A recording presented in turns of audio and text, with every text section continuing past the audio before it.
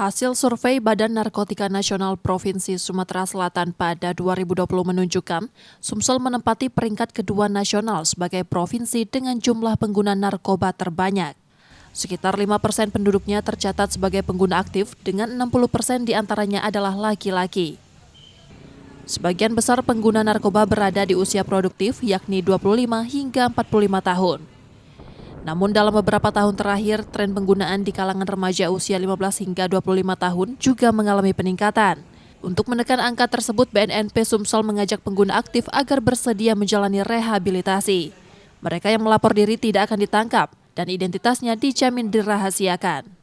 Rehabilitasi disediakan secara gratis hingga pengguna dinyatakan pulih. Menekan demand, permintaan, karena ini sebenarnya hukum ekonomi. Kalau demand-nya masih tinggi, berapapun yang kita tangkap, permintaan masih ada, narkoba itu akan datang.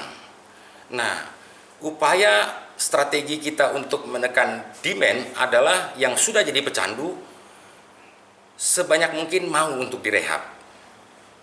Direhab dimanapun juga tempat, laporkan diri kepada institusi penerima wajib lapor, baik BNN, Polda, rumah sakit, puskesmas, nanti akan kita tangani. Kemudian kalau misalnya datang di BNN, kami jamin gratis dan identitas akan dirahasiakan. Jadi tidak perlu malu, nanti akan diketahui orang.